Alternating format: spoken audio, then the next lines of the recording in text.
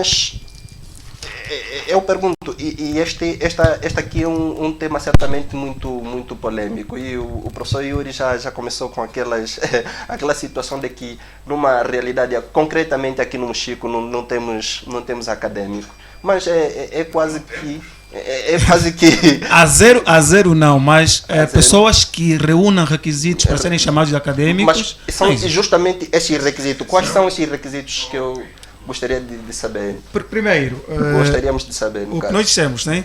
Um dos primeiros requisitos é que um acadêmico quase que dedica a sua vida na academia. Quase que toda a sua vida na academia. Ser acadêmico não é necessariamente, como nós dissemos, que é estar na carteira, ser professor e tornar-se acadêmico. Não é nada disso. Por exemplo, como é que eu vou tratar, vou designar o ilustre Bocoio, não?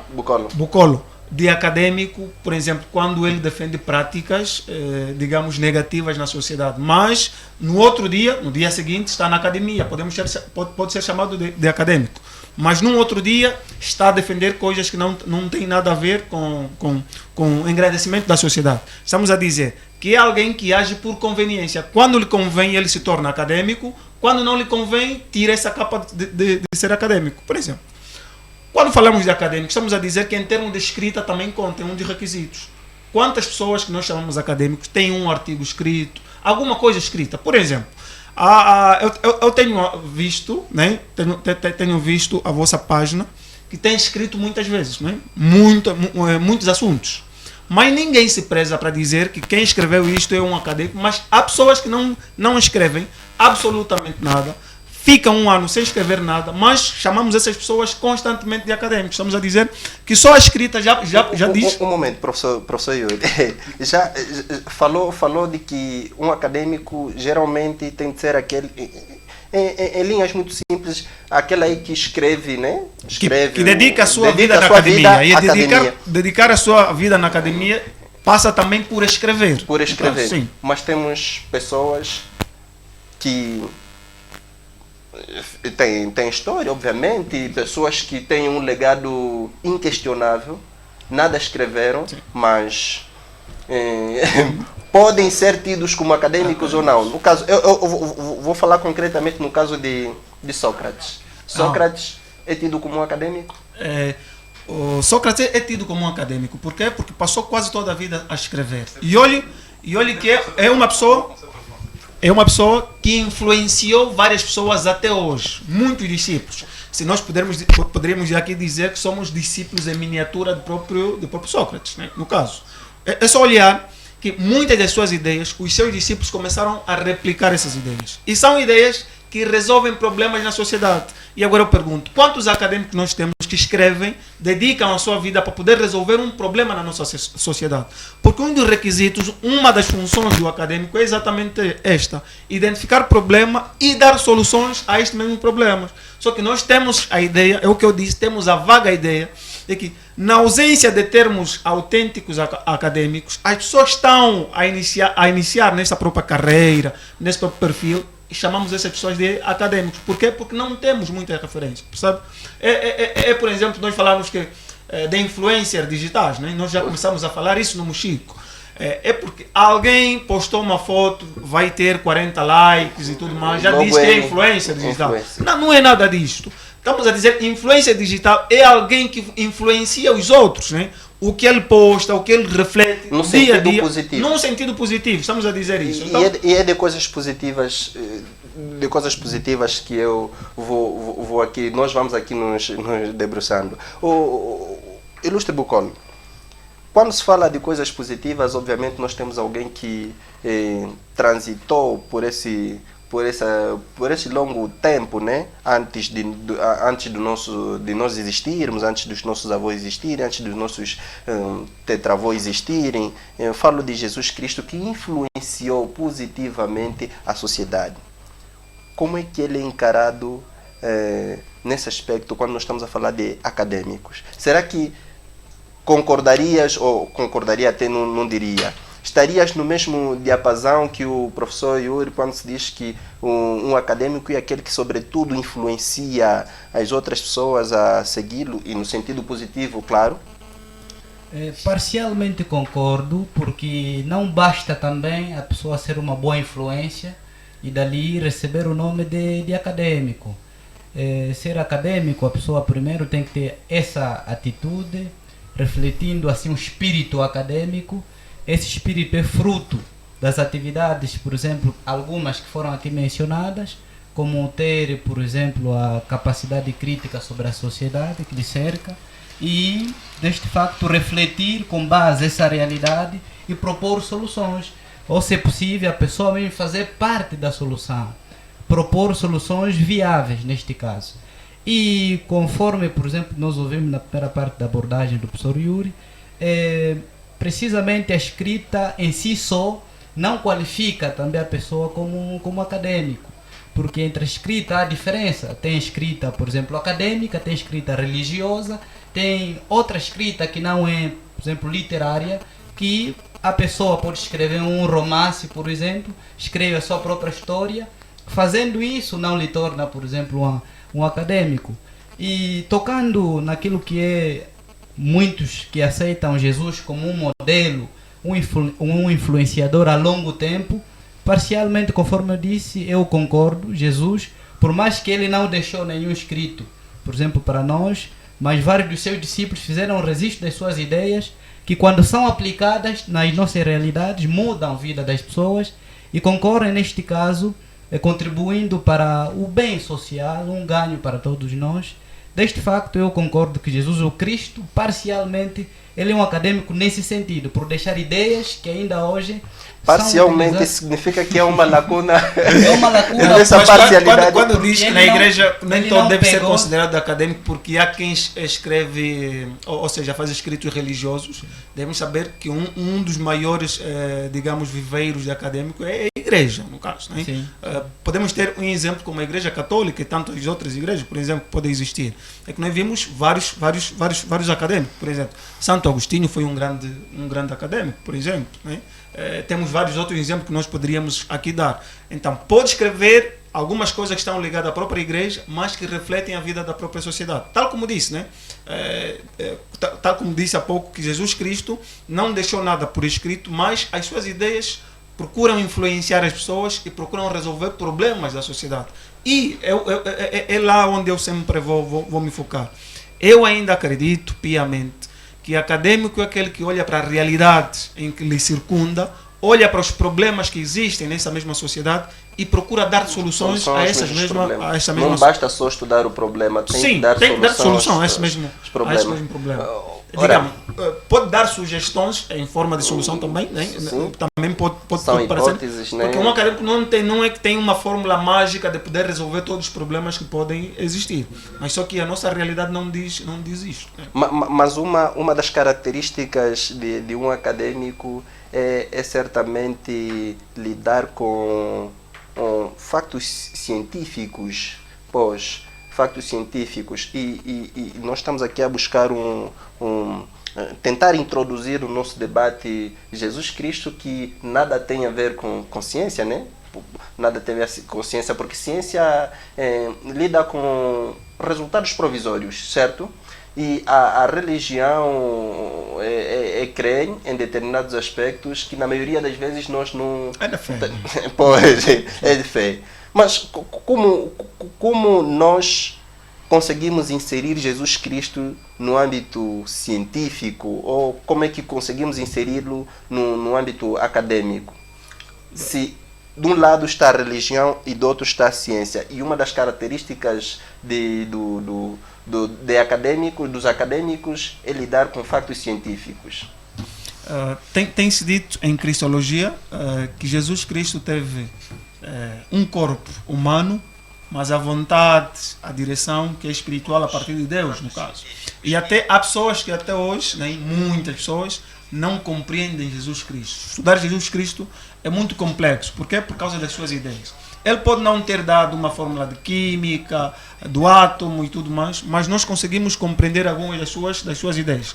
Mas quando falamos, trazemos aqui para poder fazer esse paralelismo com Jesus Cristo, por quê? Por causa da sua influência, por causa da influência das suas ideias que até hoje persistem. Por exemplo, Podemos dar o exemplo da ciência. A ciência vai dizer que se alguém tiver um comportamento promíscuo de ter 20 mulheres, 50 mulheres, tem maior probabilidade de poder ter o quê? Uma doença, por exemplo, de ser muito pobre. E se formos para poder analisar estes ensinamentos de Jesus Cristo, nós podemos encontrar na Bíblia, por exemplo, em termos religiosos. Né? Não em que ele entrou profundamente na ciência, mas há algumas das suas ideias que nós podemos encontrar cientificamente. Aplicar na ciência. Na ciência, a gente podemos aplicar, no caso. Falou-se aqui, eu penso que foi uma das abordagens do ilustre Bucolo, disse sobre o escrever, né? O escrever no livro, em que um acadêmico também, quer dizer, não é aquele que cinge-se apenas em escrever um livro, mas pode-se ter em conta também de que um dos fatores a ter em conta para ser caracterizado como um acadêmico. Se estiverem de acordo comigo, e nós temos tido companhia de escritores de pequeno, desde muito pequeno, né? Aquelas crianças que dedicam-se a escrever livros, né? ou contos. E com esta abordagem, com essa situação, eu quero aqui entender, acredito que os nossos telespectadores aí gostariam de entender, afinal, a partir de que momento começa a vida acadêmica? Será que essa é uma decisão que o indivíduo toma no quando do ciclo formativo, ou é um título que lhe é dado depois de merecidamente alcançar o grau acadêmico de licenciado, suponhamos? Quando é que começa a vida acadêmica? Em psicologia nós falamos de várias teorias, né? Vamos encontrar teoria cognitiva, teoria comportamentalista e tudo mais. Mas há uma teoria que chama muita atenção, que podemos fazer uma ligação com a questão que nos coloca, que é a teoria psicossocial. Nessa teoria nós vimos que a sociedade exerce uma influência no sujeito, né? Para moldar a forma como o sujeito pensa, a forma como o sujeito vai agir. Né? Então estamos a dizer que primeiro partimos da própria influência que nós vamos receber da sociedade. Se eu tiver familiares, vivo numa casa que os familiares leem a todo momento, que estão ligados à academia, eu tenho maior probabilidade de possivelmente também ser um acadêmico ou estar ligado à própria academia. Se eu tiver, porque diz-me com quem anda, dir-te-ei quem tu és. Então estamos a dizer que o ambiente em que nós influencia bastante, em que nós frequentamos influencia-nos bastante. Partimos de casa, a partir dos nossos amigos e outros ambientes que nós frequentamos. Também isso vai se transcender para as próprias escolas. Estamos a dizer do ensino primário, ensino secundário e a própria universidade. Eu sempre tenho dito, não é sempre tenho dito, alguém já disse que o verdadeiro trabalho de uma pessoa que termina uma licenciatura, um mestrado, é quando dão o certificado, né? Dão-te o certificado, aí começa o verdadeiro trabalho de certificado. É algo que te autorize, digamos, que te habilite a própria palavra mesmo diz isso, que é certificar que essa pessoa fez alguma coisa. Agora, nós devemos justificar o que nós fizemos. Não é que na academia eu posso ter um 18, posso ter um 20, aquilo é na sala de aulas, mas depois da sala de aulas, o que é que acontece? O que é que eu vou fazer que justifique que eu tenho uma licenciatura em engenharia informática? O que é que vai justificar que eu tenho uma licenciatura em pedagogia? Porque eu tenho também ensinado aos meus alunos que um dos maiores pecados que nós cometemos como professores é ter em casa pessoas que não sabem ler, crianças, mas eu vou estar preocupado com os filhos do vizinho, percebe? Estamos a dizer que eu não estou a fazer nada. A minha certificação ainda não vale a pena. Por quê? Porque ainda tenho problemas próximos que eu não consigo resolver. Então, como iniciar essa parte da academia? A própria academia vai nos influenciar. Os próprios professores que nós temos devem nos inspirar. Não podemos dizer que os professores não inspiram, não têm influência na vida de um aluno. Cada um de nós sempre tem um professor ou dois que nos marcou muito. Quando eu me tornar professor, gostava de pegar essa parte do meu professor e fazer parte de mim, né, como um profissional. E em casa também, há quem olha para o pai como um exemplo. Por exemplo, eu tenho meu pai que infelizmente já é falecido, admirava muito porque todos os dias de manhã metia a sua rádio, sintonizava, né, o canal não sei lá, da Rádio Nacional, um outro canal. Mas hoje em dia eu compreendo porque que ele se interessava em comprar um jornal, ligava a rádio. mas temos ainda família que menosprezam este lado, estás a ver? Então estamos a dizer que muitas vezes nós nos tornamos, né? Temos essa característica de sermos acadêmicos, Por conta começar da a ler, influência, por conta da influência que grande parte da mesmo a sociedade partir que de nós casa. estamos. De casa e e depois vai se expandindo. vai se expandindo para outros locais. Mas de influência, acho que a minha irmã teria uma opinião contrária disso, porque recentemente ela disse-me que, perguntou-me por que grande parte dos filhos dos pastores são transtornados. Porque não sei se esse estudo baseou-se em quê, mas olhando aqui de forma racional e pelo menos aquilo que nós temos estado a constatar, nem sempre um filho do pastor é um exemplo a seguir na sociedade, né? Ou seja, não é que basta que seja pastor que os seus filhos serão salvos ou serão bem direcionados. Mas essa questão também é só olhar para a questão como algumas pessoas estão a se tornar pastor. Há quem diz que passou 2 meses na montanha e recebeu, sei lá, uma coisa assim. Não significa que o filho também vai ter que vir dizer à sociedade: olha, eu estive também 2 meses, por exemplo. Estamos a dizer que a credibilidade dessa própria digamos, instituição religiosa ou igreja, não será... Então não basta só dormir, ter um sonho... Na verdade é isto, né? E pensar que... Mas, desculpe só, e é uma questão mesmo que eu lhe coloco. Falando em influência, será que as nossas instituições, concretamente aqui no Mochico, o nosso corpo docente e todos aqueles que compõem, que contribuem de alguma forma para o nosso ciclo formativo, não proporcionam condições para que uma pessoa saia com o perfil que se deseja?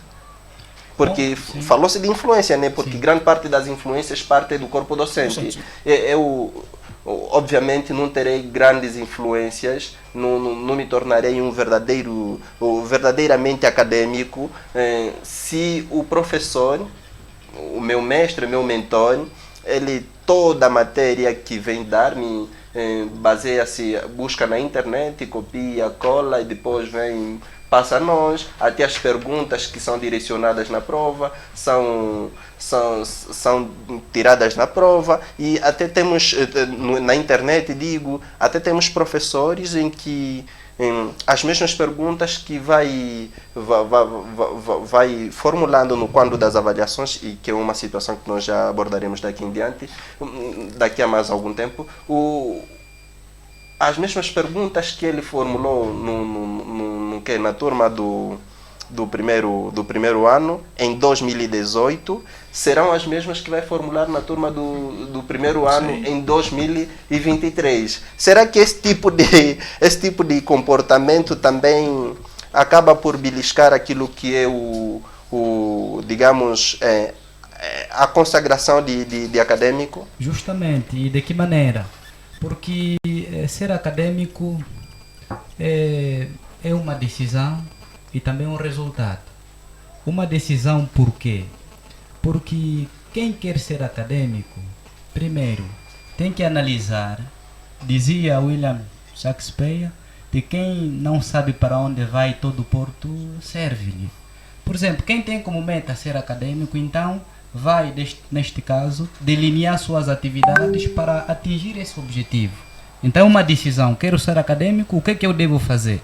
Devo ler mais, devo produzir também o conhecimento para o benefício dos outros, devo propor soluções para os problemas que são identificados por mim, e também ser acadêmico é um resultado. Por quê? Porque o ambiente que nos cerca pode nos influenciar para o bem ou para o mal. E a maior parte das instituições, por exemplo, que nos circundam, conforme eu disse na minha primeira abordagem, que estão longe daquilo que é uma influência verdadeira para formar acadêmicos. Em que sentido? No sentido de não passarem aquilo que são as influências materiais e imateriais, para que o fim último seja tornar a sociedade academicamente forte.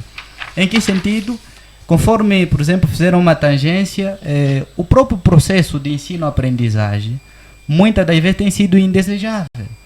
Quer dizer que temos professores, na maioria das vezes, inexperientes na sua área de formação, ou até preparado de uma forma não total para o desafio que lhe é apresentado, que é preparar o indivíduo para a sociedade, para uma função social. E entre essas funções, não é só uma função profissional, mas sim a função de resolver os problemas locais. Então, se o próprio professor tem problemas, por exemplo, na compreensão de determinadas temáticas que competem à sua atividade de lecionar, ele será uma má influência no sentido de levar as pessoas a terem preguiça mental. E uma das armadilhas para o academismo é mesmo as pessoas não terem o espírito, por exemplo, crítico, espírito curioso. Se o professor faz plágio, por assim dizer, e isso é uma moda, segundo, por exemplo, a Maria da Piedade Alves, num dos seus livros, que é Metodologia Científica, muitos dos professores, por exemplo, não são bons exemplos no sentido de trazer algum conhecimento de outrem como se fosse dele, conforme se diz, entra na internet e baixa e usurpação traz de autoria. justamente assim, até provas e tudo. Então, o academismo deve ser feito com consciência, tanto os Não é professores... para amadores. Não é para amadores, Não é é uma decisão e um resultado no sentido de o professor estar consciente de que as minhas atividades, se forem mal conduzidas, então vão conduzir os alunos para uma influência negativa. E se forem bem direcionadas e cumprindo os preceitos estatutários, por exemplo, das instituições acadêmicas, daí sim vão produzir acadêmicos que sirvam para alguma coisa na sociedade. Eu gostava só de realçar algo que o Ilustre Bocolo disse, quando dizia que de um livro dessa senhora Maria da Piedade, né, que dizia que nós acadêmicos, ou seja, nós professores e profissionais ligados à área da educação e outras áreas, temos a tendência, temos a dificuldade de poder pegar as ideias dos outros e assumir que essas ideias são dos outros. Temos a tendência de assumi-las como nossas. Justamente assim. É só olharmos para as redes sociais, nós temos tido esse comportamento diariamente. Pegamos frases feitas, publicamos, postamos como se fossem nossas. E para quem produz... Até o meme do professor Yuri, a pessoa publica como se fosse da autoria dele. Da sua autoria. É só para ver que o processo de criar ideias de produção, de ciência, é penoso, é cansativo, dá muito trabalho. E quando alguém pega uma das tuas ideias e reproduz como se fosse dela, mesmo que não fosse minha, eu vou olhar que é do Ilustre Timbuz, vai me doer. Por quê? Porque eu sei que aquela pessoa passou por dificuldades até produzir aquela ideia. E claro, um estudante, um professor que se preza a ser professor, quando encontra uma ideia, não deve se apropriar daquela ideia como se fosse sua. E claro que aprendeu regras de como... Até passível de crime, Sim, né? De um processo judicial. Sim, e esta pessoa, a partir das próprias academias, aprenderam como fazer citações, né? Como postar para que a ideia não pareça que é nossa, absolutamente nossa. Tem de parecer que essa ideia aprender entre aspas, porque muitos desses problemas temos estado a constatar a partir do próprio corpo docente. Não, por quê? Porque há aquele livro do William Werneck, né, que diz assim, que se o professor finge que ensina, o aluno vai fingir também que aprende. Se o patrão finge que paga, eu como trabalhador também vou incidir que trabalho. E é exatamente o que acontece. O que eu disse, que por que muitos professores pegam algumas coisas de livros e colam para sebentas? Por quê? Porque pensar dá trabalho. Sair da nossa zona de conforto para podermos produzir, acordar às 5, às 4, que é para podermos pensar de uma determinada sebenta, de um determinado material didático, dá muito trabalho. O que muitos professores optam? Vão na internet, pesquisam alguma coisa, vêm, cola, e eu fico muito feliz quando um estudante descobre que, olha, o professor copiou isso no sítio X e colou. E quando vamos para o professor, encontrei isso no sítio X, há professores que ficam nervosos. O professor não poderia ficar nervoso, podia ficar muito feliz. Por quê? Porque esse estudante foi capaz de pesquisar e identificar que, olha, este conteúdo que o professor pegou está no sítio X. Não temos esse tipo de estudante. E quando encontramos um com essa característica, nós deveríamos nos alegrar. Só que, pá, a pessoa quando vem gabar-se diante da classe de que eu produzi esse conteúdo e vem alguém dizendo que não, eu encontrei esse conteúdo disponível na página tal, na internet, e acaba por deixar-lhe cabisbaixo. Mas há uma situação aqui e que alguém pergunta, uma pergunta, claro, será que a província do Mochico é tida como uma cidade acadêmica? Ou Mochico é tido como cidade acadêmica, pode ser? Cidade acadêmica? Cidade acadêmica não. Por quê? Cidade acadêmica não, porque nós ainda não temos condições, nós devemos ser honestos, não temos condições reunidas para tal, ou seja, que temos cérebros, nós temos as nossas cabeças, mas condições criadas... Quem deve dispor essas condições? No caso, temos algumas instituições e os órgãos responsáveis, no caso, né? É só para observarmos que há muitas escolas que foram construídas, por exemplo, que não têm biblioteca. Há muito tempo que as pessoas aqui clamam por uma mediateca, infelizmente não temos. Uma livraria pública, né? Nós não temos nenhuma livraria aqui pública. Só para podermos ver, o acesso ao livro é muito difícil. Há pessoas que terminaram a sua licenciatura que não tiveram absolutamente nenhum único livro. Não leram, para não dizer que não compraram nenhum livro. Então, não podemos nos dar o luxo de também nos intitularmos de cidade acadêmica. Nós ainda não estamos lá, ainda estamos muito longe. Nós devemos trabalhar ainda muito para podermos chegar. Devemos ainda reconhecer que nós temos estas dificuldades, né? As próprias instituições de ensino superior, ainda encontramos algumas que não têm bibliotecas. Não tem sequer nenhum livro, percebe? A sala para a biblioteca, ou seja, uma sala que está a ser adaptada para a biblioteca era uma sala de aulas, então vamos destruir essa sala de aulas e vai tornar uma biblioteca. E se tiver livros, estamos a dizer que tem 5 prateleiras, 3 prateleiras de livro. Enquanto que nas outras academias, nas outras áreas, nós nos perdemos ao acompanhar as prateleiras de livro, percebe? Então nós temos essa dificuldade, nós devemos assumir que temos essas dificuldades e devemos fazer algumas magias, né? Estamos a dizer no sentido positivo de podermos ultrapassar essas dificuldades que a gente tem. Então, se nós pudermos nos dar essa mania de que somos grandes e tudo mais, nós nunca chegaremos lá. É só olhar para algumas outras paragens. Nós falamos, por exemplo, de a própria Luanda, Benguela, Huila, Huambo, Namibe. Podemos dizer que estas províncias estão acima de nós e nós devemos também aprender com os outros. Será que... Por outro também, quer dizer que o crescimento das instituições a nível provincial não se deve confundir que a cidade é acadêmica. Por exemplo, nós totalmente temos aqui 3 institutos superiores. E que a primeira surgiu em 2010. 2010. Será que esse 2010 é tempo suficiente para se criar condições? Não é tempo suficiente. Primeiro, vamos ainda destacar daquilo que das que já existem, e essa que surge em 2010, por exemplo, já lançou no mercado de trabalho vários profissionais. Mas, por exemplo, quando eu assisti a uma das defesas, em 2014, na instituição na qual onde eu pertenço, um dos professores, por exemplo, chegou a comentar que muitas das vezes, no ato das defesas e lançar os licenciados para o mercado de trabalho, é uma alegria, tanto para o licenciado quanto para a sua família, mas é uma tristeza, muitas das vezes, para a empresa onde que essa pessoa vai trabalhar, porque nós vemos que há uma grande diferença entre passar numa instituição do ensino superior e frequentar até academicamente esta instituição. Nós temos várias pessoas que passam pelo estudo superior e no final, quer dizer, se cobrarmos uma parte da sua aprendizagem, dificilmente, por exemplo, podem dar evidências de que foi gratificante lá estar. Dali, o número de instituições do ensino superior não qualifica a província como uma província acadêmica, nem tampouco a nossa cidade. Mas sim, isso poderia ser uma província acadêmica vendo no resultado da produção desses institutos. Porque é aquilo que alguns defendem, que a aprendizagem também é uma decisão. O professor até pode ensinar bem, mas existem estudantes que podem tomar a decisão de não aprender. Daí o academismo também é uma decisão.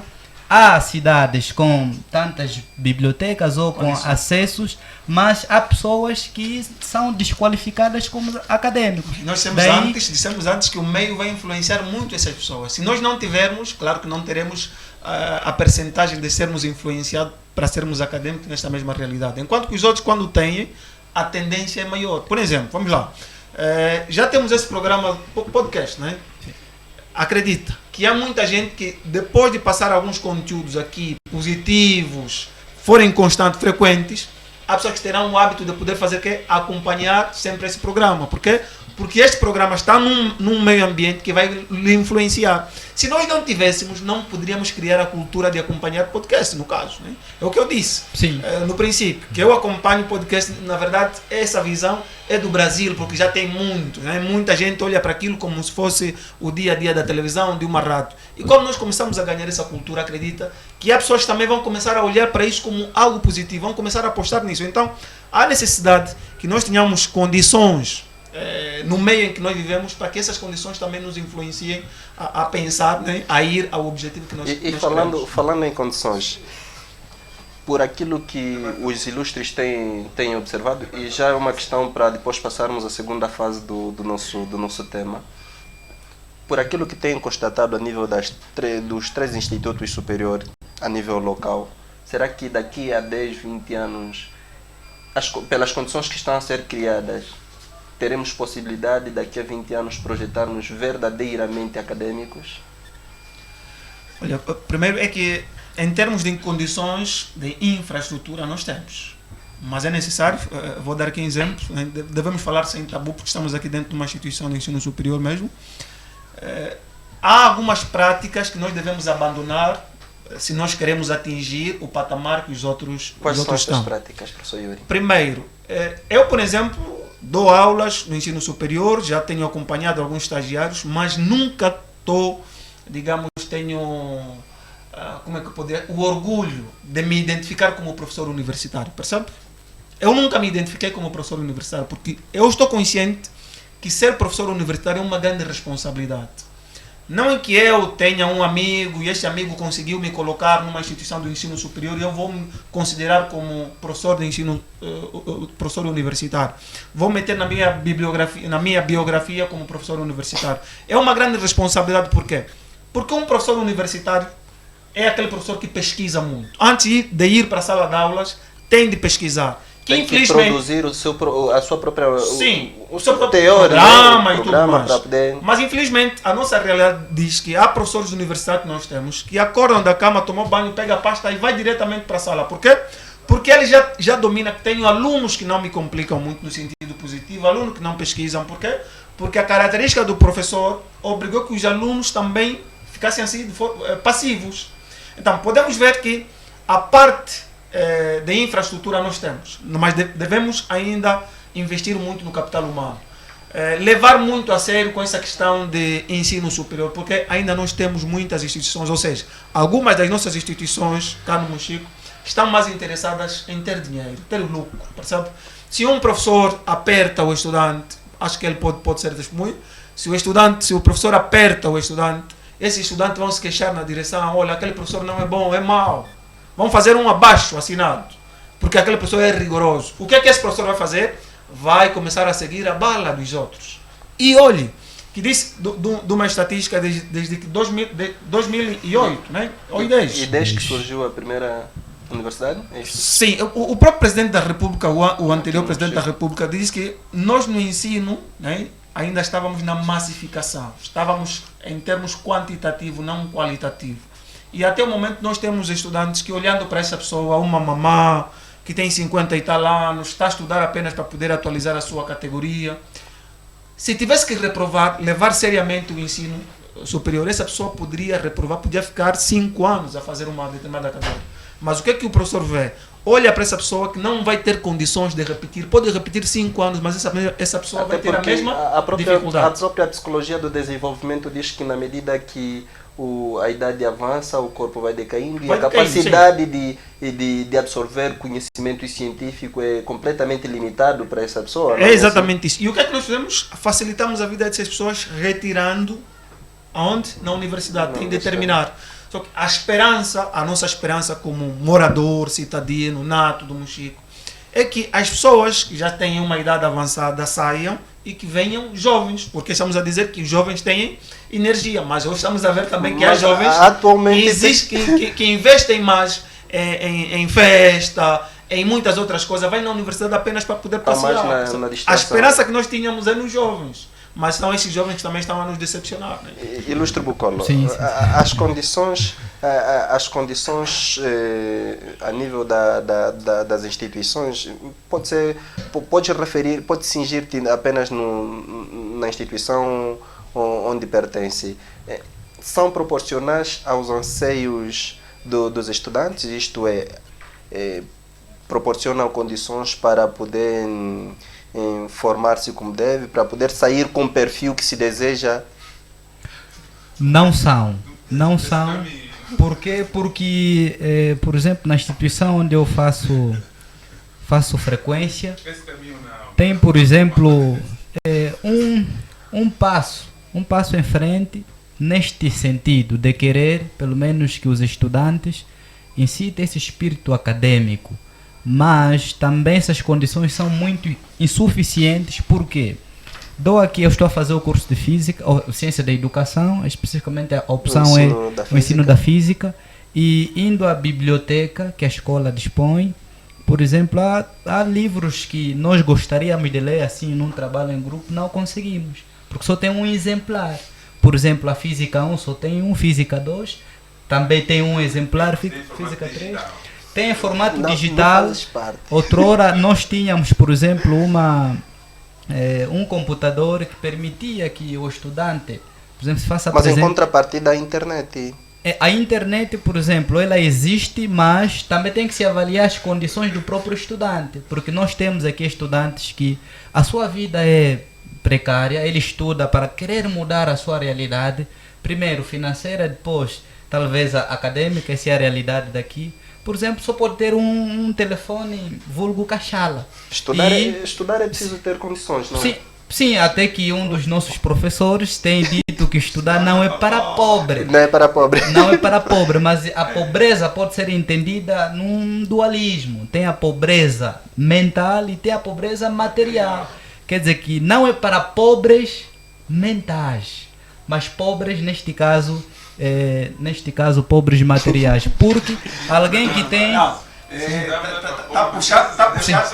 está a puxar a brasa para a tua sardinha, dizer que o professor refere-se à pobreza mental, mas também pode estar a se referir à pobreza material. Nesse sentido, não, mas, quem assume o compromisso de poder ingressar para o ensino superior tem que certificar-se que realmente tem algumas condições que é para poder continuar.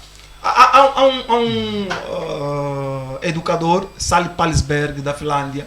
Ele diz que atualmente as instituições não devem se perguntar se o Bocolo está capacitado para poder frequentar a UGS. A UGS também deve se perguntar se a UGS está capacitada para receber o Bocolo. Sim. Mas estamos a dizer que a UGS deve criar condições e o Bocolo também deve criar as suas condições. Imaginem, tem um professor que já deu um exemplo. Vem na sala de aulas e diz, olha, alunos, estudantes, a partir de hoje, vocês devem criar os vossos e-mails, né? Alunos começaram a dizer, não, professor, essa coisa de e-mail, não sei lá mais quanto, nós não estamos acostumados com isso, não começa a nos complicar com isto. E o professor diz que, caros estudantes, vamos ter que fazer uma oração por essa estudante. Há um diabo que está a lhe possuir. Ou seja, estamos a dizer que esse professor não entra, na cabeça dele não cabe com um estudante não saiba a importância do e-mail, por exemplo, não tenha um smartphone. E atualmente temos um smartphone que custa 32 mil kwanzas, temos um smartphone que custa 40 mil kwanzas, e temos estudantes a gastar muito dinheiro em cerveja e outras coisas, né? Fúteis, que não investem na sua própria... E estudantes, por exemplo, que eles perfilam esse tipo de atitude... É claro que esses não querem ser acadêmicos. Quem é estudante que se compromete com a sua vida acadêmica necessariamente cria as condições. As condições para o academismo são partilhadas, como se disse. A instituição que recebe este futuro acadêmico supostamente deve criar condições. E essas condições são obrigatórias. Geralmente, quando o estudante faz-se presente a um instituto superior, não encontra condições preparadas. Não encontra. Na nossa realidade. Isso é verdade. A reclamar. Isso é verdade. Porque, por exemplo, mas também, como estudante universitário, não pode ir com as duas mãos todas atrás, não é?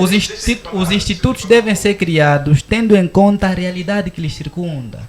Cria-se uma rede, sim, mas quem é que vai usar? É um estudante. Que tipo de estudante é que se fazem presente a esse instituto? pode ter até um smartphone, mas será que sabe manejar? Quantos são, por exemplo, os estudantes que estão aqui, que, por exemplo, acessar a uma rede é difícil? Lidar um computador não sabe manejar, por mais que já tenha um curso basilar de informática. Não, mas sabe por que, que isso Então, acontece? estes são É que perigos que o estudante vai enfrentando, por exemplo, no seu academismo. Não, mas sabe o que acontece? Sim. É que, Isto por pode- vezes, é o nosso hábito de estudar apenas para passar de classe. Por exemplo, há pessoas que estudaram informática, o que ele queria é ter o seu certificado, porque lá na educação pediram um certificado de informática, que é fundamental. Estudamos inglês, eu e o Bocolo, eu acredito que os ilustres aqui também aconteceu a mesma coisa. Nós estudamos inglês na 7ª, 8ª e 9ª Sim. para poder passar Sim. de classe. Só nos ensinar how are you e tudo mais. Ninguém saiu da 7ª, da 8ª e da 9ª aprendendo a falar inglês. Por quê? Porque nós temos esse hábito de que o inglês da 7ª é só para podermos fazer papel, né? Verbo encher no nosso currículo. O que é que vai acontecer? Nós precisamos apenas de um 14, de um 15 para poder passar. Se esses estudantes aprendessem informática tal como se deve, não teria dificuldade de poder aprender a manejar o computador aqui no ensino superior, percebe?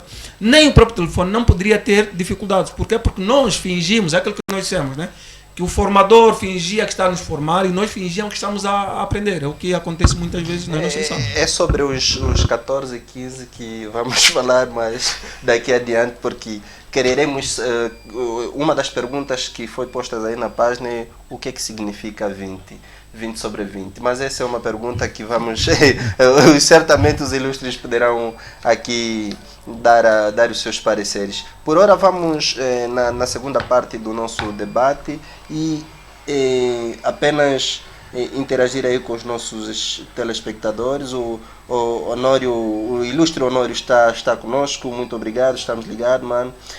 O Valentino Gebloy está conosco, muito obrigado. O ilustre João Mafo está conosco, muito obrigado. O ilustre Camota, o Chilamuina, ilustre Chilamuina, muito obrigado. O ilustre Coragem Abel, estamos juntos, muito obrigado. Companheiros, partilhem, interajam conosco, deixem as vossas sugestões, perguntas, e aqui os nossos ilustres convidados certamente poderão respondê-las. Agora, entrando na segunda parte do nosso tema, quando estamos, e esta é uma pergunta que eu dirigiria ao professor Yuri, quando estamos a falar de sistema de avaliação, o que é?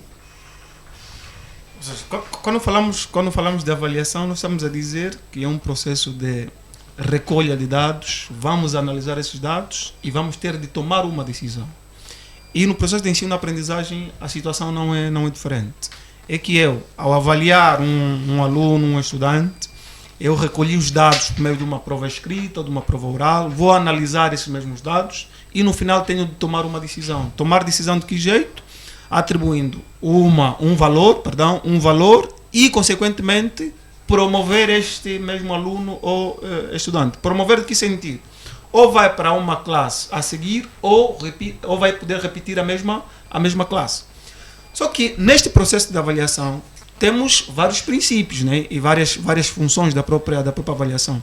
É que a avaliação, um dos princípios da avaliação é que a avaliação é integral, é um processo integral. Ou seja, devemos avaliar o aluno em todas as suas dimensões. Eu não posso avaliar o Bocolo apenas no seu 16. Devo avaliar também a parte qualitativa. Eu já avaliei ele na parte quantitativa, mas a parte qualitativa também deve ter em conta.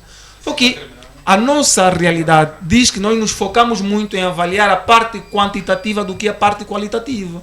Eu não quero saber se o Bocoio participa nas minhas aulas, se tem interagido nas minhas aulas. O que me interessa é o 16 dele. É o 8 que o meu estudante teve. E o que? Eu vou ditar algum destino para esse mesmo aluno, que é a reprovação ou a aprovação deste mesmo aluno. E claro, diz-se que a nível internacional procura-se ter um modelo de avaliação que não seria este numérico. Porque nós não poderíamos avaliar as pessoas apenas pelo 20. A avaliação ideal não seria isso. Mas só que, infelizmente, até o momento não se encontrou qual é o modelo ideal para poder se avaliar. Ficou-se no meio termo dessa avaliação numérica, né? Por hora estamos no modelo qualitativo. Não, quantitativo. Quantitativo. Ou seja, um dos princípios da avaliação que eu disse que a avaliação é um processo integral, que significa que nós deveríamos avaliar o aluno em todas as suas dimensões, não a parte apenas quantitativa, mas também qualitativa. É o que eu disse, que como professores temos sempre a tendência de avaliar o aluno ou o estudante na parte quantitativa. Quero saber apenas do 16 dele, mas claro que temos também professores que avaliam, que são poucos, né? Avaliam a parte qualitativa do aluno, o comportamento desse mesmo aluno, a participação, a produção de ideias dentro da sala de aulas. Tudo isto contaria para podermos tomar alguma decisão sobre a vida deste mesmo aluno ou estudante. Ilustre Bucolo, esse sistema avaliativo, essa forma através da qual os professores usam para poderem avaliar, será que adequa-se tendo em conta a realidade atual?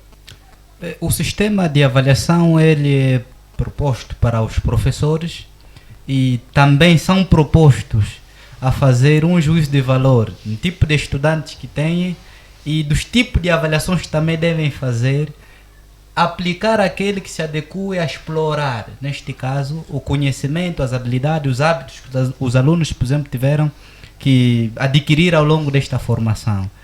E o processo avaliativo, acredito que é o último processo, ou seja, é a última etapa, né, do processo de ensino-aprendizagem, porque o professor ensina e, evidentemente, gostava de saber até que grau os alunos, por exemplo, tiveram que assimilar o seu conteúdo. O professor, o processo avaliativo não é contínuo, antes, depois, antes, durante e depois a aula? Nos princípios que a avaliação apresenta, ela diz que a avaliação é um processo sistemático e contínuo. Ou seja, é um processo organizado que deve ser realizado continuamente. Pode ser no princípio, no meio, no final de uma determinada Estamos a nos referir propriamente...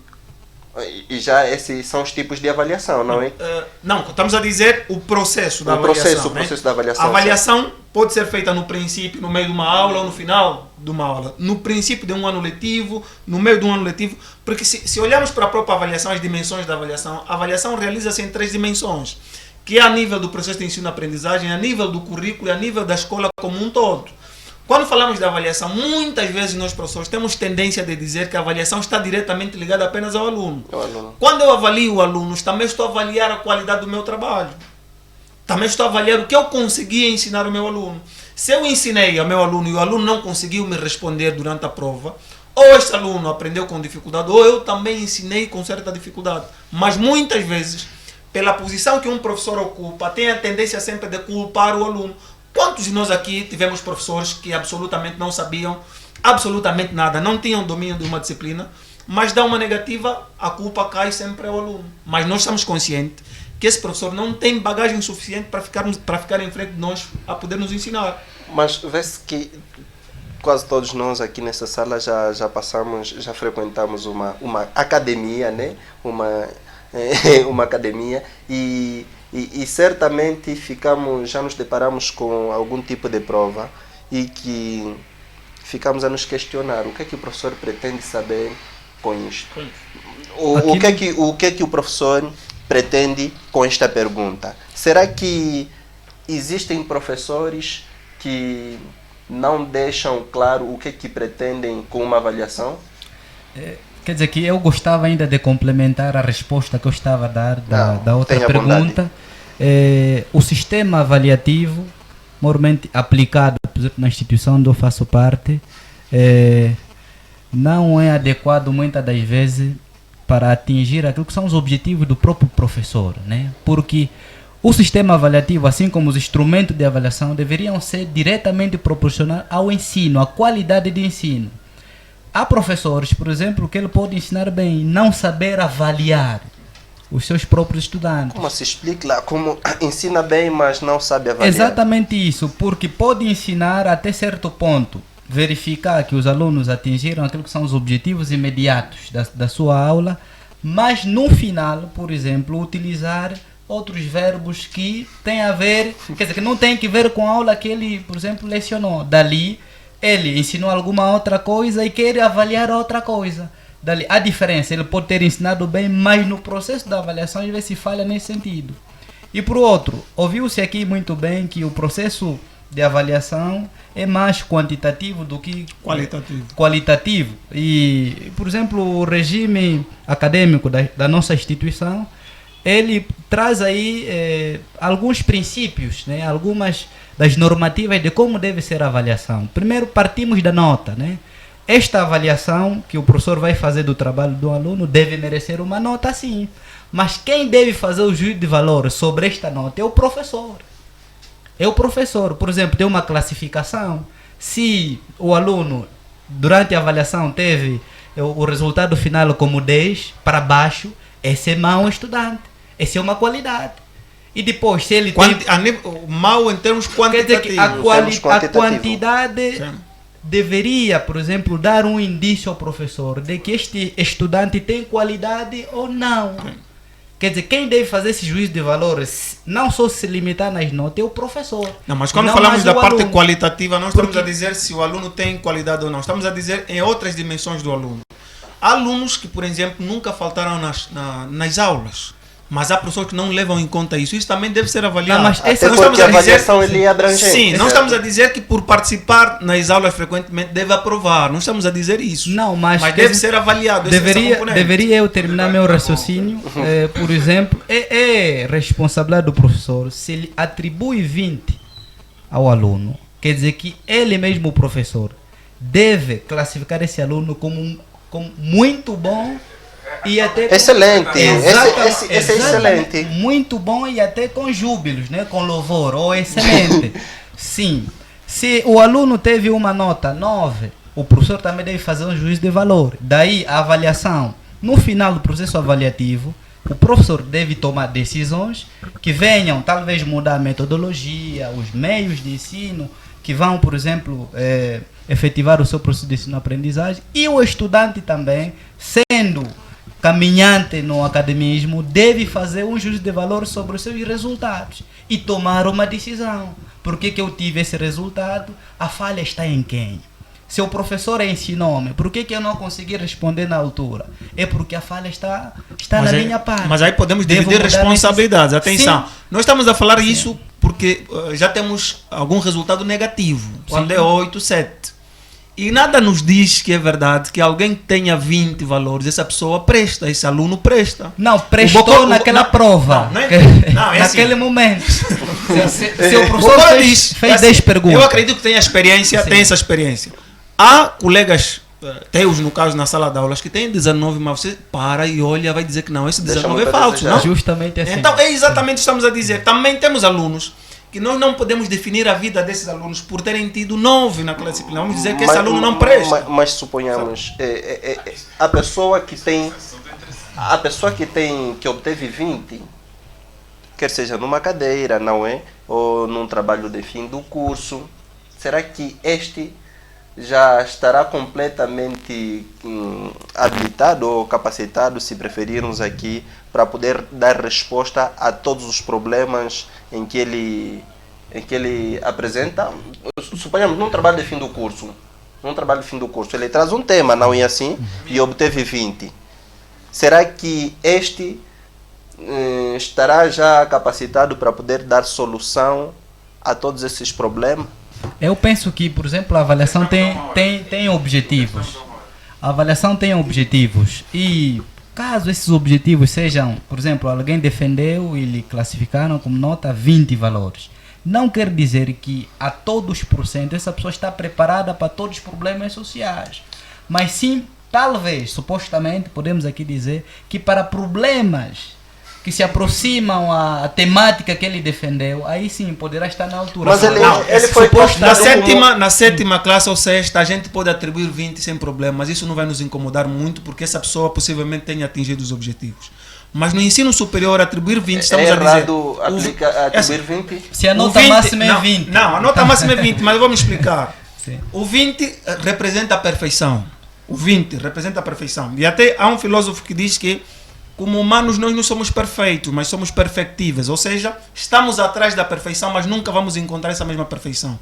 E quando falamos de trabalho de final do curso de uma instituição do ensino superior, atenção, trabalho de final do curso, eu repito lá para as pessoas que estão nos acompanhar, não é coisa de brincadeira, ou seja, Eu pegar um tema e vir aqui, ir defender, vou pegar um papel, olha, isso é isso, porque eu peguei a pergunta. Não, estamos a dizer, trabalho do final do curso, acho que vocês também podem concordar comigo, é identificar um problema e dar solução a esse mesmo problema. Por exemplo, a influência da enchente, por exemplo, das salas de aulas na escola X, camarada Chifute, no processo de ensino-aprendizagem daqueles mesmos alunos. Estou a dizer que eu quero me propor até que ponto a enchente numa sala de aula vai influenciar no processo de ensino-aprendizagem. No final da minha pesquisa, eu devo ter resultados que vão beneficiar aquela instituição. Quantas pessoas foram fazer investigações em algumas empresas de contabilidade e tudo mais, mas os resultados nunca voltaram a essa mesma empresa para dizer, olha, nós identificamos este problema na tua empresa, então a solução para a tua empresa é esta. Mas essa pessoa no final vai ter 20. Estamos a dizer que o que nós queremos fazer, estamos a nos desfazer do estudante, não te queremos mais aqui na instituição. Então toma essa nota, saia já daqui, porque nós queremos receber outros estudantes. Por isso é que nós dissemos que se começarmos a agir, continuarmos a agir desse jeito, nós nunca vamos chegar ao patamar que os outros atingiram. Por exemplo, há instituições que os melhores trabalhos de final de curso ficam nessas instituições para os outros estudantes virem estudar. As outras pessoas que vêm visitar essa instituição vêm ver aquele trabalho e ver os problemas como um modelo para os outros estudantes. O que nós fizemos é que estamos a dar continuidade nos trabalhos que nós fizemos no médio. Vamos pesquisar sobre as bactérias, depois vamos nos perfilar em frente, cada um com seu papel, vai defender, no final temos uma nota. Isso aqui, estamos a dizer que estamos a brincar, percebe? Nós devemos olhar também com uma certa seriedade para o ensino superior na nossa própria província. Se nós queremos... Professor, se queremos há muita coisa que só anda, eu particularmente anda no meu imaginário, bactéria, moléculas, entre outras coisas, acredito que tudo isto... Moscatel, hipotenusa... Depois,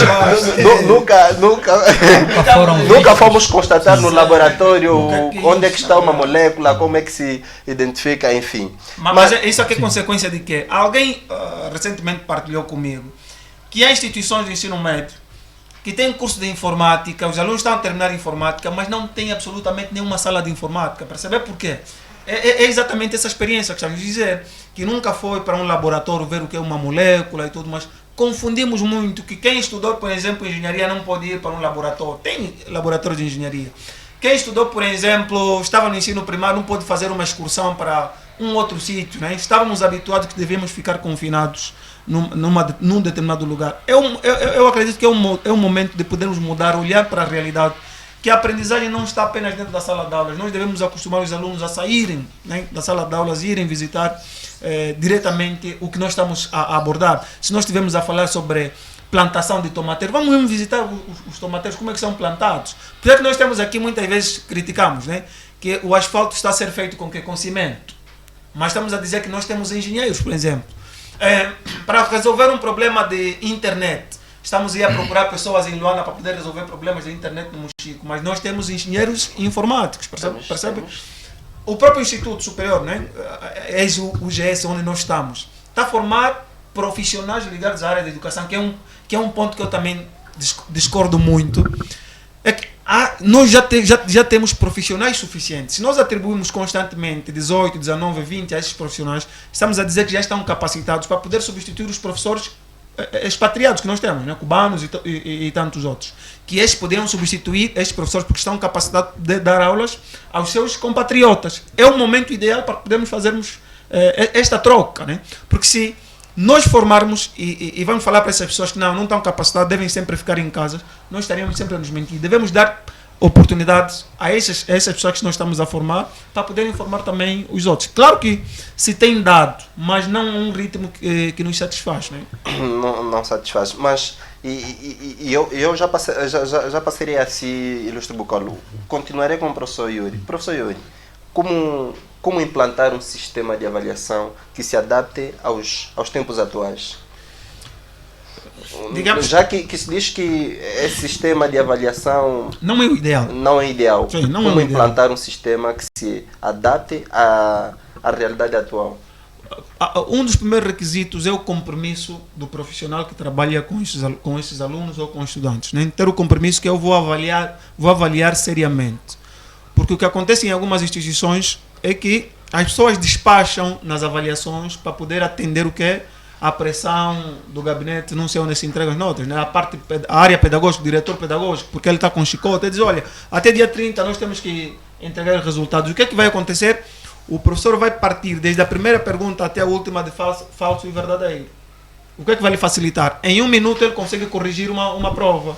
Enquanto que um professor que quer avaliar profundamente o aluno, vai colocar todo tipo de perguntas aí, verdadeiro e falso, perguntas argumentativas, perguntas para poder completar, porque ele quer avaliar vários aspectos da vida do seu aluno.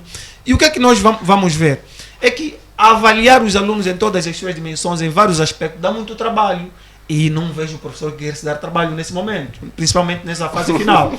O que é que nós vamos verificar? Vamos verificar professores que vão pôr perguntas apenas de põe um V nas afirmações verdadeiras, põe um V nas afirmações falsas, tudo isso, percebe? Por quê? Porque não queremos dar o trabalho. Agora, se nós queremos levar seriamente esse processo de avaliação, o professor deve ter o compromisso de que eu vou avaliar os meus alunos de forma séria. Neste momento temos professores que não entregam as avaliações ou as provas seus irmãos para poder avaliar os seus estudantes. O meu irmão não conhece o meu estudante, o meu irmão não conhece como é que o Bocolo pensa. Vai notar um erro, vai dizer, não, esse mesmo merece 9. Mas o professor que conhece o Bocolo sabe que não, o Bocolo nessa prova talvez não esteve bem, senão é um aluno excelente, é um aluno brilhante. E há ainda outros que dizem, que há ainda outros professores que dizem que quando vão para a sua casa, jogam as provas no ar, a que cair na cama é positiva, cair no chão é negativa. Estamos a dizer que nós não temos compromisso com essa questão da avaliação. E a avaliação é um processo muito sério, percebe? Muito sério. Por isso é que muitas vezes nós estamos a colocar profissionais no mercado de trabalho que não têm qualidade. Por quê? Porque nós despachamos eles na avaliação. E com certeza que eles também nos despacharão nas áreas em que eles poderão estar a trabalhar. Por isso, a avaliação não deve ser um mero instrumento, deve ser diversificado, mas tendo em conta a qualidade do ensino que também se coloca.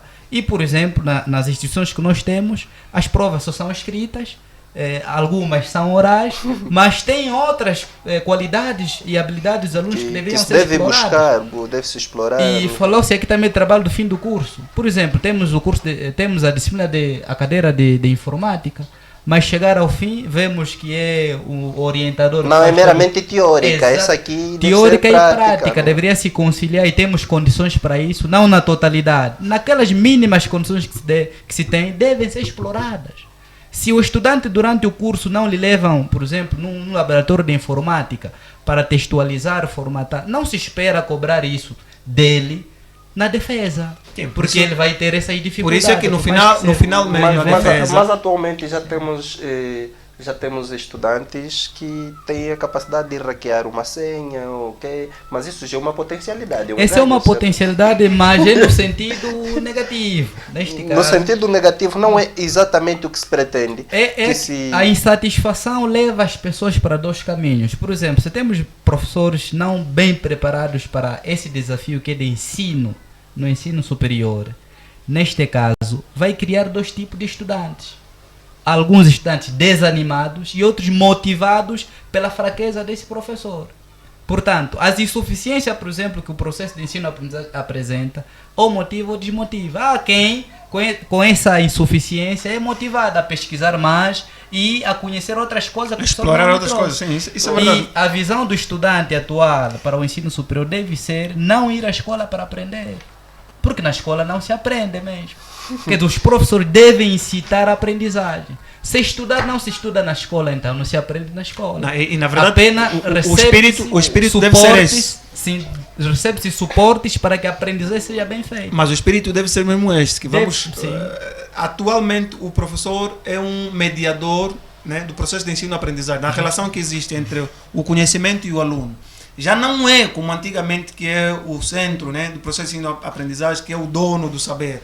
Então, quando um estudante vem para a academia, na verdade está a vir recebendo alguns inputs, alguns incentivos, no sentido de ele procurar o conhecimento fora dessa mesma academia ou dentro da academia. E esse espírito quase todos os estudantes deveriam cultivar, mas infelizmente nós não temos estudante com esse espírito. Ou seja, está esperando ainda que o professor dite toda a matéria, até a vírgula, não sabe onde colocar essa vírgula e tudo mais, é dependente do professor. Se o professor mentir, ditar a trabalho há trabalho, ele não tem como duvidar que não se diz há trabalho. Não poderia dizer que eu trabalho, por exemplo. Né? Por quê? Porque esse estudante depende absolutamente do professor. Então, o que nós podíamos recomendar nesses microfones mesmo é que cada estudante pudesse cultivar o espírito de ir à busca do conhecimento e não ser dependente do professor. Porque se depender do professor é o que nós teremos, como agora estamos a ter. Ele diz, reclama da questão de informática. Eu arrisco em dizer, não fiz nenhuma pesquisa, mas quase todos os trabalhos do final do curso não são os estudantes a fazer. Mas esse estudante aprendeu informática.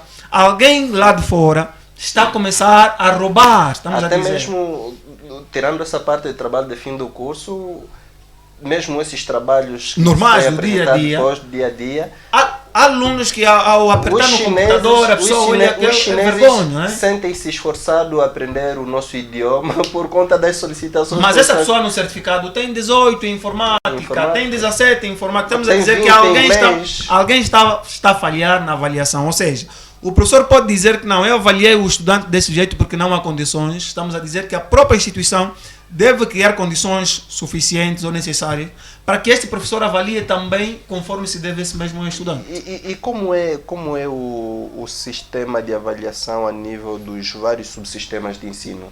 Ele é homogêneo? Em vários, até no ensino já superior. Já que o professor Yuri Kachama já teve experiência, eu pelo menos disponho dessa informação em quase todos os subsistemas de ensino. Será que ele é homogêneo? A forma como se avalia os alunos do ensino primário muitas vezes também sobe para o ensino superior. Que é apenas... Ele até disse. Mas isto é errado, certo? É errado, sim, mas por quê? É o que nós dissemos, que há professores que não querem se dar muito trabalho. Na universidade não é para brincar. Na universidade é mesmo para trabalhar, não é...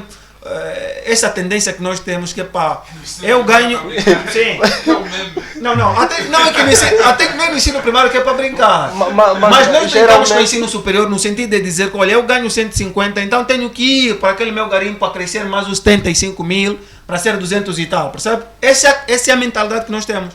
Não estamos a sair de casa para dizer que olha, eu vou contribuir para a vida do Bocolo. O Bocolo, ao ir para a sua comunidade também, vai transmitir aquilo que recebeu da academia e vai transmitir à sua comunidade em que ele pertence. Nós não estamos a pensar até aí. O que nós estamos a pensar é, estudante, está aqui material, vão tirar cópia. O dia seguinte eu venho explicar, no final do mês já tenho o salário. Este é o hábito que nós estamos a levar e que não poderia ser assim. A forma como nós avaliamos os alunos do ensino primário, estamos a avaliar os alunos do ensino secundário e do ensino superior, que é errado, percebe? Nós deveríamos aqui nivelar a forma de avaliar os alunos e os estudantes, né? Que podia ser de uma forma diferente, mas nós avaliarmos, colocamos todos no mesmo saco e avaliarmos também do mesmo jeito. Mas a forma como se tem avaliado, ou seja, avaliar do mesmo jeito, as pessoas não absorvem a informação, já para terminar, não absorvem a informação na mesma proporção, certo? Sim. E os professores geralmente quando colocam o aluno diante de uma prova que é para a turma toda e a série única, e alguns terão dificuldade. Será que os professores têm tido em conta esses aspectos ou fazer uma outra avaliação de formas que se possa ver em quais aspectos ele poderia sair-se melhor? Mas em educação se fala de equidade, né? Sim, o princípio da equidade. Mas estamos a dizer que é dar condições a cada pessoa de acordo com as condições que essa pessoa apresenta. Se este aluno gosta mais, ou seja, não é gostar, está mais capacitado para perguntas de completar, significa que na prova também devemos abranger algumas perguntas de completar. Ele, por exemplo, tem mais capacidade de perguntas argumentativas, na prova deve entrar perguntas argumentativas. Agora, se eu pegar da primeira prova, da primeira pergunta até a última, falso e verdadeiro, estamos a dizer que o nosso colega que se dá bem com falso e verdadeiro vai ter quanto? Vai ter 20.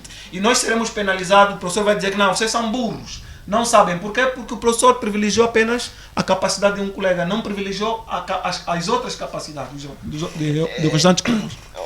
Eu sei que estou a ser pressionado aqui por conta do tempo, mas é que algumas questões não podem passar assim despercebido. Vamos aqui ainda analisar como é que seria Angola em particular, sem um sistema de avaliação, ou seja, sem avaliação, simplesmente os professores fingem-se em dar aulas.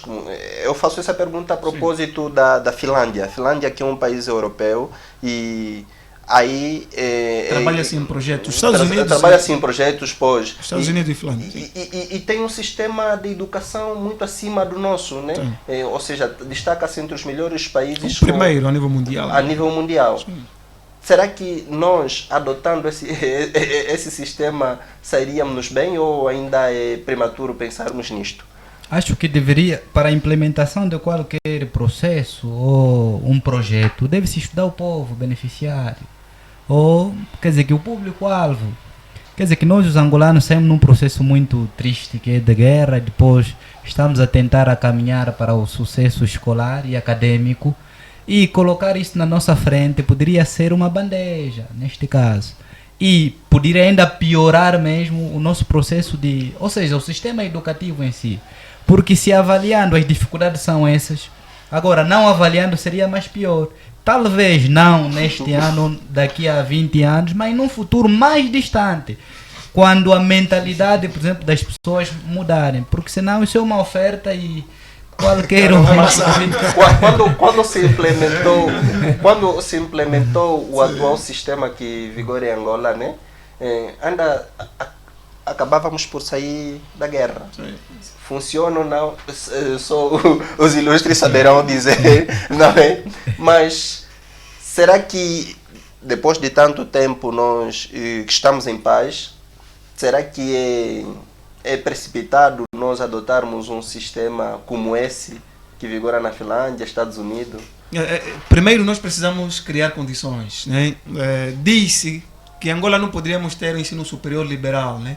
A dizer que o estudante vem quando quiser, porque quando há instituições que fazem chamada mesmo no ensino superior, os estudantes dizem, não, aqui não estamos na pré. O professor entra, faz mesmo chamada, todos têm que levantar. Tem que levantar e tudo mais. Alguém que acha que não, opa, não estamos nesse nível. Por quê? Porque o estudante angolano ainda não tem essa capacidade de dar liberdade a ele e aproveitar dessa mesma liberdade. Vai se tornar uma libertinagem. Mas para que atinjamos esse nível da Finlândia e dos outros países do primeiro mundo, é necessário que criemos condições. Nos outros países não se avalia ter 20, você está apto no curso de física, não é nada disso. Engenheiro de construção civil, para ser avaliado, devem construir uma obra mesmo. Um projeto deve ser apresentado. Aquele projeto será a sua avaliação.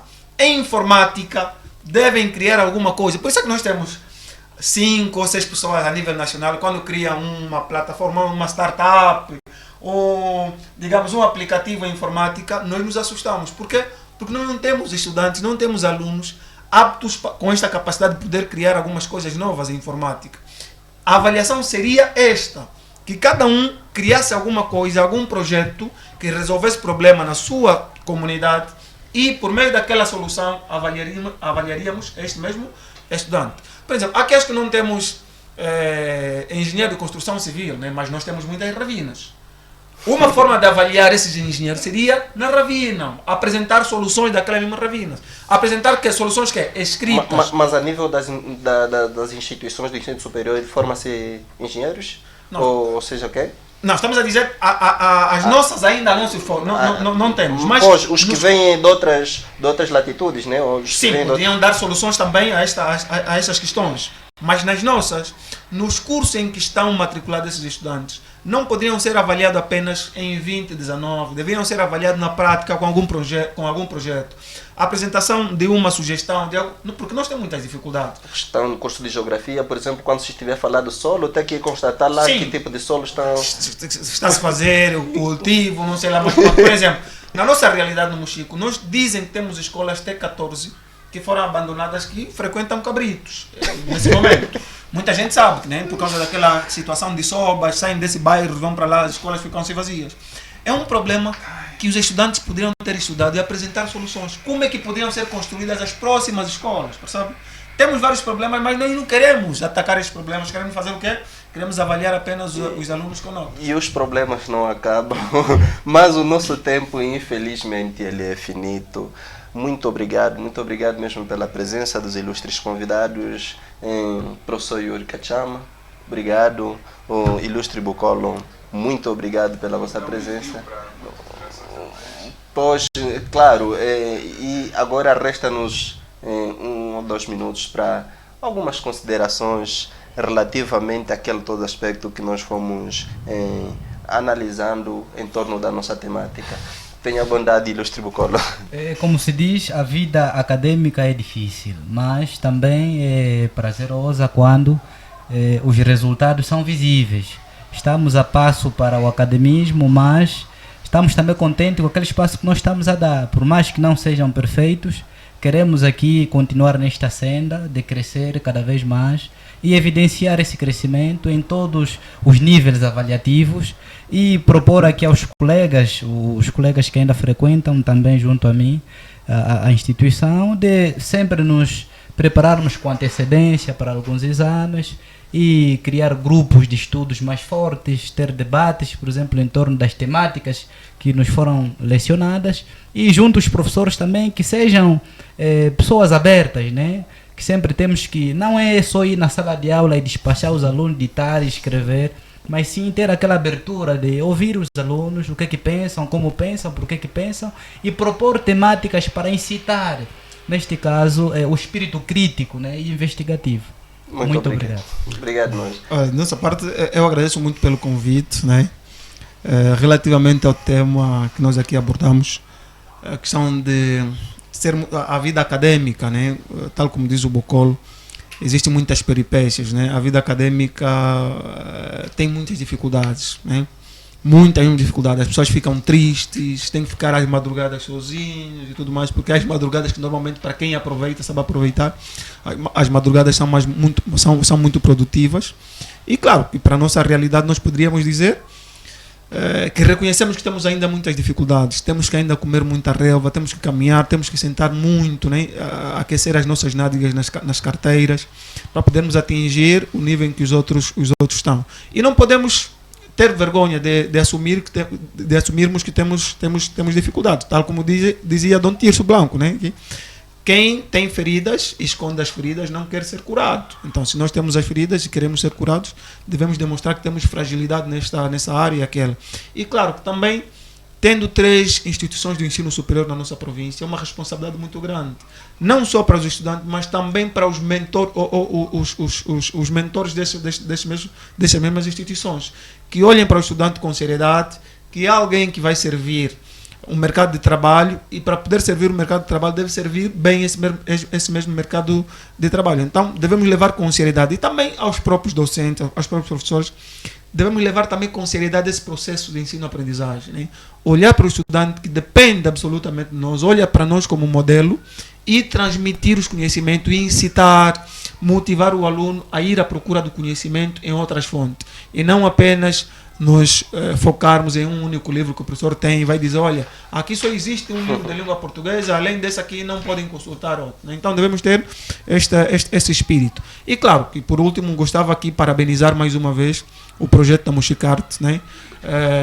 Por esse projeto que vocês estão a levar a cabo. O que eu disse, pode parecer ainda prematuro, mas acredito que se continuarem, estarão no topo, né, deste tipo de programa. Porque o Mochico ainda não está a explorar. E é o que nós dissemos, né? As oportunidades nascem nas dificuldades. E vocês olharam para o mercado, estudaram esse mercado, olharam que não estava falta de um programa como este, de um projeto como este, e está lá, vai caminhando, e claro que vai contar com o apoio de quase de todos nós, né? Eu, por exemplo, não sabia da existência do podcast, mas do projeto Mushicarte eu tinha conhecimento. Então, desejo aqui força, continuem mesmo a trabalhar, no que for preciso a gente vai ajudar, né? E agradeço mais uma vez pelo convite. Bem. E é com força e seriedade que nós levamos até a si muito boa informação, e com os nossos convidados, obviamente, com QI, que durante 1h30, quase 1h30, fomos nos debruçando, analisando e refletindo em torno do tema sobre a vida acadêmica e o sistema de avaliação. Então, para você, para si, telespectador que está aí em fase de prova, em momentos turbulentos, lembre-se, eu sempre, em momentos de aflição, em momentos turbulentos. Lembro-me da frase de Leandro Carnal, que diz que em momentos de tempestades é onde que distingue-se o profissional do amador. Então, nestes momentos de prova, obviamente, é onde se poderá descobrir quem é realmente um estudante, não é? Só para não ter que cometer o erro e falar acadêmico, quem é um estudante e quem é que vem apenas às aulas, não é? Ou frequenta momentos de prova e com resultados não lá muito auspiciosos. Muito obrigado por estar em nossa companhia. Então, até a próxima edição do nosso e vosso terceiro episódio do podcast KOK. Segundo episódio. A próxima será